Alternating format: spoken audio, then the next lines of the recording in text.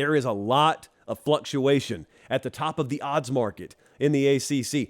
Do you know who's favored to win the conference? Well, it depends on what day you take a look, because it's been moving up and down. Do you know who has the highest preseason over-under win totals in the ACC? Well, these are different sports books that have put these out, but it's not the same team. I'm not kidding you right now. Clemson's over-under is 9.5. Florida State's over-under is 10. And yet Clemson has better odds to win the conference right now at different sports books, of course. So the first thing I need to tell you is the ACC has righted a great historical wrong, and they have made sure to get rid of the division format, and therefore the top 2 teams from the conference will play in the conference title game this year as God intended it. With that being said, what is happening at Clemson? Well, they got Garrett Riley.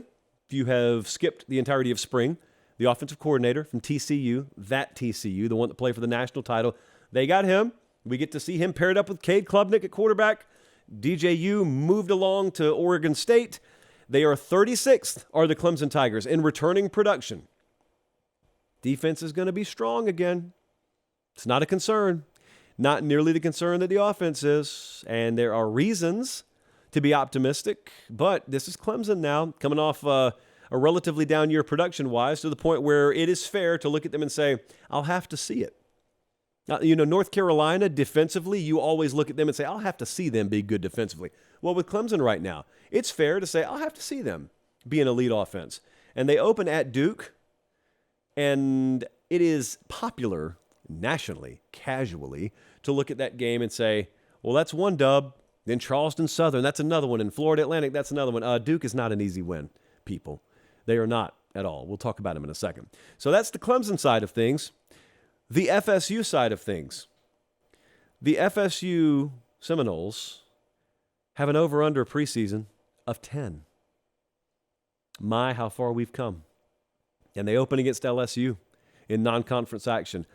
This is going to be the number 1 hype train team in Preview Magazine season, but it's justified. This is the top portal class in the ACC, number 1 team in the country in returning production. They are one of few teams in this conference, or in America for that matter, that has a proven, dependable, reliable returning quarterback.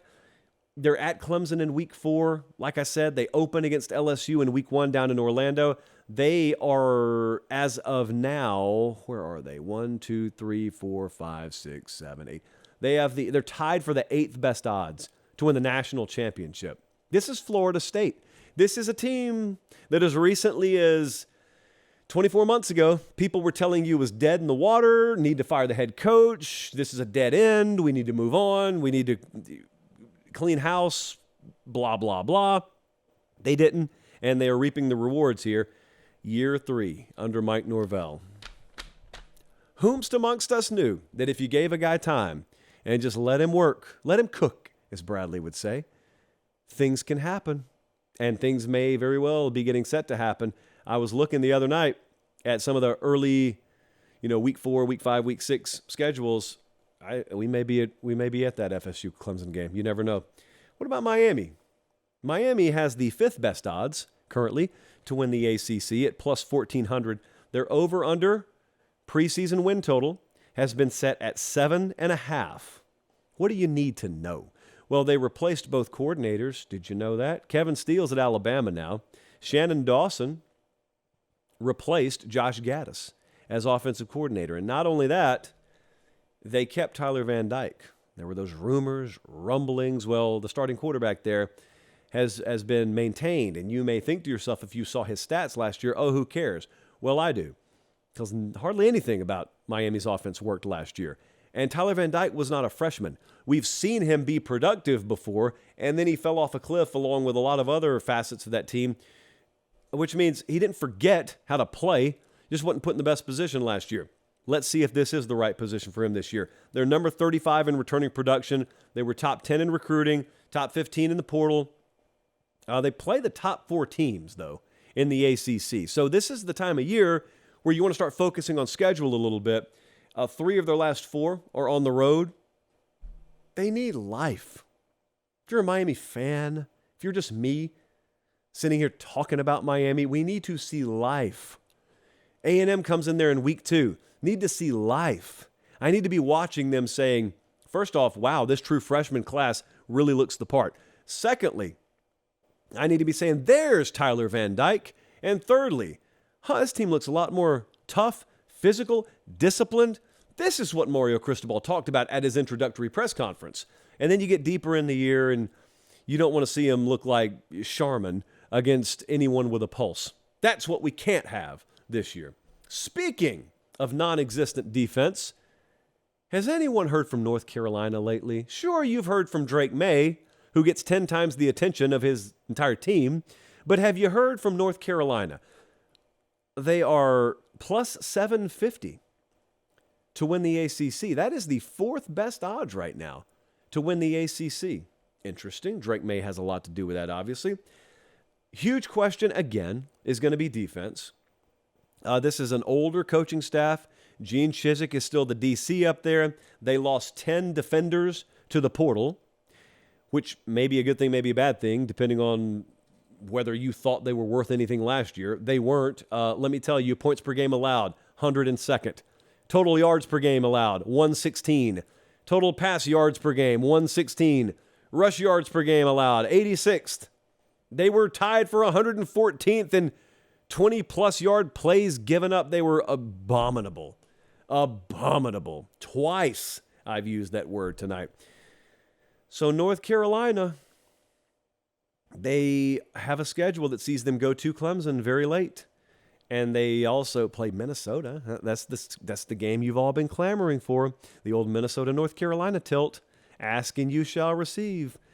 Lastly, I wanted to point out a couple of things. Here's a good trivia question for you, especially you ACC buffs. Could I ask you about your own conference? Who's been the second best team over there the past 2 years? Cue the Jeopardy music. Would you say Pitt? Yeah, maybe some of you.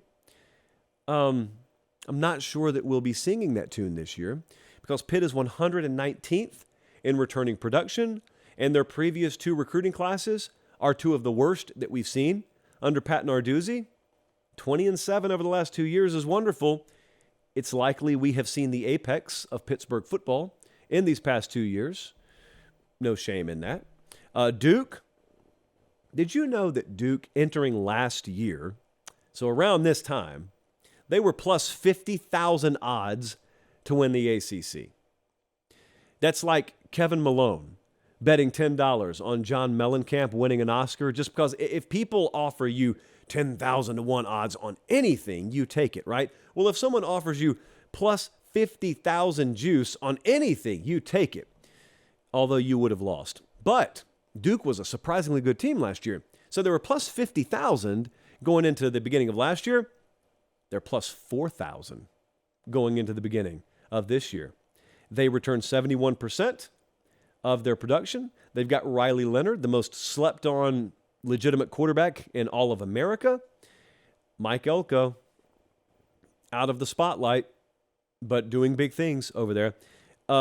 In the meantime, if we're hoping, and I am, trust me, if we're hoping for legitimate football to be played in the state of Virginia, 2023 is probably not our year, and I'm going to tell you why. The over-under preseason win totals for Virginia and Virginia Tech, respectively, are 3.5 and 5. So maybe they'll combine to make a bowl game, but it doesn't look like it's going to pop off this year up there. So you know my feelings on this. It is so inexplicable how bad the combination of those programs has been in a state where they should play high-level college football, and they have before. They have before. So this is not like one of those things where you say, hey, if this program ever got its act together, it could be good in football one day. You know the way they used to talk about Florida in the 70s?